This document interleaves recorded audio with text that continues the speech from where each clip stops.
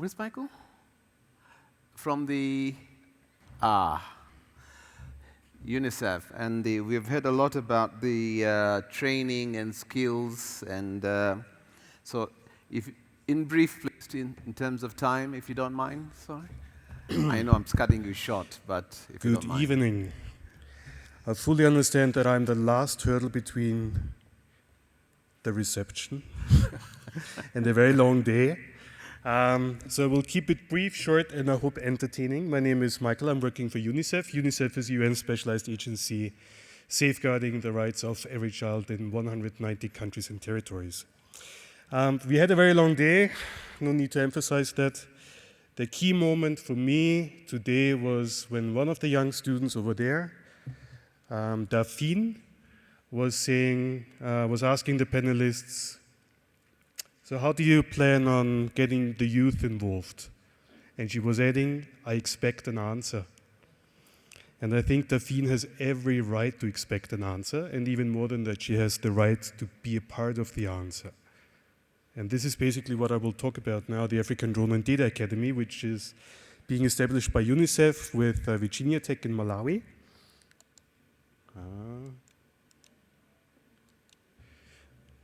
Brief, I will talk about the potential. I'll keep it as short as possible. About the gap, I think we all know the gap, the solution, and understood apply.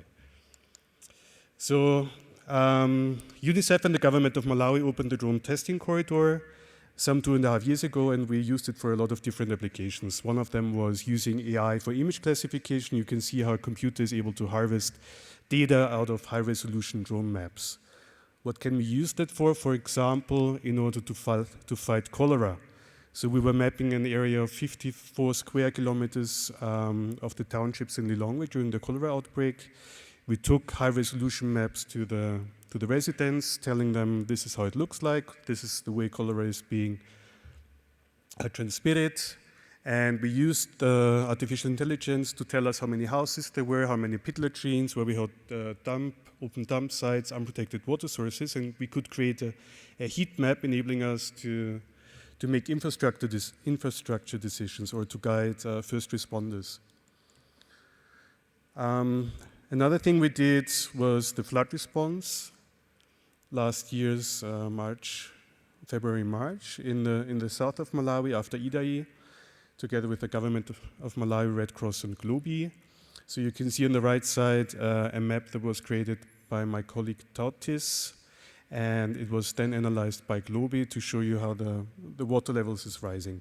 And on the left side you can see a before-after visualization now, which helps you to assess how the area looks before the flooding and after the flooding. And we are currently also working on a project to use the same data in order to have better flood preparedness. Here you can see the water. Then we're working with Liverpool and Lancaster University on identifying mosquito breeding sites in order to do malaria vector control, with the European Space Agency and WFP on crop detection, and with Kyoto University on soil management. We're working on transport. I think that's the easiest to understand. So there are currently 2 or 3 different projects in Malawi where UNICEF is involved using drones to transport with Swoop Air and Wingcopter. And here we come to the gap. So we heard a lot about the potential today, a lot about frontier technology, but for me and for us, I would assume there's one key thing missing. So we need to have an ecosystem approach. Ecosystem for us is we need a regulatory system, which is why UNICEF is working with the regulator to provide new services. You've seen all the services with key stakeholders. And this is, for me, the absolute key bottleneck. So either you have global north companies coming to Africa who want to do their thing and they lack pilots, or we don't have service providers because companies in the global south don't know how to run a drone operation, how to build a drone, where to get spare parts from. Young people are totally fascinated by drones and technology, but they don't have the training to use it. And this is why we came up with one of these capacity building workshops with Virginia Tech This was actually some 2 years and 2 months ago. And this ignited the whole idea of the African Drone and Data Academy. So we brought in 13 students who had never seen a drone.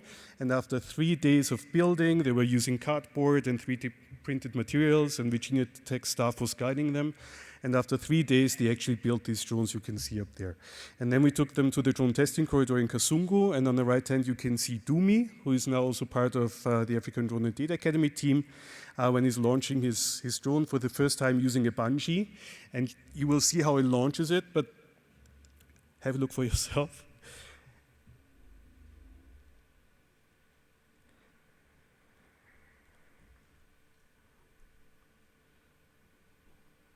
Up it goes.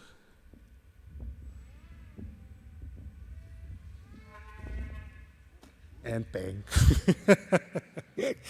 And that's the beauty about self-built drones. He can pick it up, he can fix it, he can fly it again. And that's the downside with drones you import from anywhere else but Africa, because it takes you forever to get the spare parts, and you will not have the capacity to fix them. So this is why we came up with the African Drone and Data Academy, the numbers in a short run. We want to train 100 students this year in 10 weeks intensive courses. We also want to develop a master's degree in drone innovation to start in 1.5 years. And we want to train students in how to build drones and maintain them, how to use drones for transport and image acquisition, and how to use artificial intelligence to harvest data out of the collected georeferenced imagery. And we are supported by the Global Fund, UNICEF Scotland, UNICEF Sweden, and the German government. And we're still looking for support. In case anyone's here who would like to chip in, please approach me afterwards. Here you can see our first cohort. This started some 3 weeks ago, building their first glider. That was day number 1 or day number 2, because they immediately start with practical hand-on experience. On the right side, you can see the first gliding lesson, which was a lot of fun. So we have 26 students, 16 come from Malawi, the other 10 come from the rest of the region, Uganda, Kenya, Nigeria, Tanzania, Botswana, Sierra Leone, Ethiopia, and DRC. So we accept students from all across Africa. Students do not need to pay tuition fee, and almost all of them receive full scholarships from UNICEF and partners. So they will receive room and board and even transport and insurance and whatnot. And more, and I'm really proud about that, more than half of the students are female. You can see a do-it-yourself S500 quadcopter also being built. Sorry for that. So that's one of the drones that was built by the students. And the next part will be to build the EcoSoar drone that you've seen earlier when it was crashing. And as it's all about the students, I now want to introduce you to 2 of our students. My name is Andy Ritu from Kenya. I'm an aeronautical engineer. My expectations from ADDA program is to learn design and build skills, data analysis skills, where I can build predictive models from the aerial imagery. After I'm done with the course, I plan to work on WASH projects, especially cholera, which is very rampant in the country, in my country back in Kenya, and also disaster management and precision agriculture to help feed the 1 billion Africans in the continent. And one more student. Hello, I am Hafsatu Akisise, and I'm from Sierra Leone. And I'm here at the ADDA to not just learn how to fly the drones or how to build them, but also how to use the information that's extracted from the drones and apply them to different sectors in my country. Some of the sectors that I would like to apply the drone data are the mining sector, the agricultural sector, and most importantly, disaster management. So this is what I meant. Delphine does not only deserve to expect an answer, she deserves to be part of the answer. And this is why we created the African Drone and Data Academy. In case you're interested to apply, we're currently recruiting for the second cohort. You can apply until this Friday midnight, if I'm not mistaken.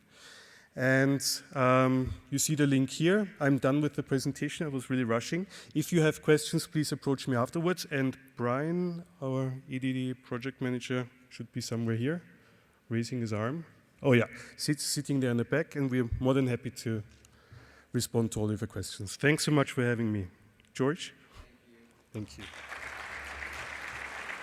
Hello, hello. Hey, Mike, wait. Hello. Am I on? Oh, good. Thank you, Michael. As usual, you have to stand there for a moment while Rosa does what she has to do. Thank you, Rosa, for... yeah, she wants to do that, you know. So thank you very much. We're coming to the close. Please, another hand for Michael, please. Thank you.